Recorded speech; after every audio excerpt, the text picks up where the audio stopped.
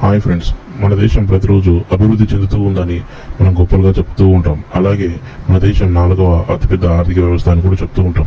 కానీ నిజానికి మన దేశంలో ఉన్నటువంటి పరిస్థితులు దానికి భిన్నంగా ఉంటుంది. ఒరిస్సా రాష్ట్రంలో జరిగినటువంటి ఒక సంఘటన మానవ జాతి సిగ్గుతో తలగొంచుకునే పరిస్థితులు కనిపిస్తుంది. ఒరిస్సాలోని జీతు ముండా అనే వ్యక్తి తన చెల్లి ఖాతాలో ఉన్న 20,000 నగదును విత్డ్రా చేసుకోవడానికి ప్రయత్నించాడు. అయితే అప్పటికే తన చెల్లి మరణించినట్లుగా ఆధార్ కావాలని ఆ యొక్క బ్యాంకు సిబ్బంది నిర్లక్ష్యంగా సమాధానం చెప్పారు. అయితే జీతు ముండా అనే వ్యక్తి నిరక్షరాస్యుడు, తను ఏమీ చదువుకోలేదు. కానీ బ్యాంకు సిబ్బంది దానికి తగ్గట్టు ప్రాసెస్ అనేది చెప్పి ఉంటే బాగుంటుంది.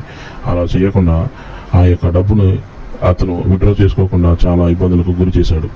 ఇక అతని చేసేదేమీ లేక అతను తిరిగి వెళ్ళి తన యొక్క చెల్లి సమాధిని తవ్వి ఆ యొక్క స్కెల్టన్ని బాడీ మీద వేసుకొని 3 కిలోమీటర్లు నడుచుకుంటూ బ్యాంకు వద్దకు వెళ్ళడం జరిగింది. ఆ యొక్క తన చెల్లి శరీరాన్ని చూసి ఆయన తన యొక్క డబ్బుని విత్డ్రా చేసుకునే విధంగా సహాయం చేయాలని బ్యాంకు సిబ్బందిని వేడుకున్నాడు. అయితే ఈ యొక్క సంఘటన దేశంలో ఉన్నటువంటి ఆర్థిక పరిస్థితులను, అలాగే మన యొక్క వ్యవస్థ ఏ విధంగా పనిచేస్తుంది అనే దానికి అర్థం పడుతుంది. ఇలాంటివి చూసినప్పుడే నిజంగా మనం ఇంకా మనుషులమేనా అనే భావన కలుగుతూ ఉంటుంది. మరి దీనిపైన మీరు ఏమనుకుంటున్నారు? మీ యొక్క అభిప్రాయాన్ని తెలియజేయండి. అసలు లోపం ఎక్కడ ఉంది, మన యొక్క వ్యవస్థ ఏ విధంగా మారాలనేది మీ యొక్క అభిప్రాయాన్ని కామెంట్ రూపంలో తెలియజేయండి.